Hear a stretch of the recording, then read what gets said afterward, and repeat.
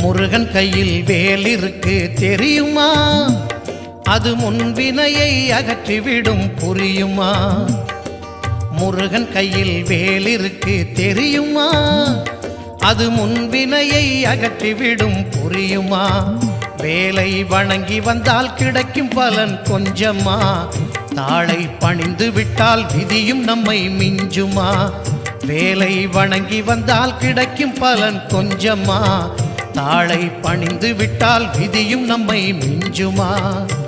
அந்த முருகன் கையில் வேல் இருக்கு தெரியுமா?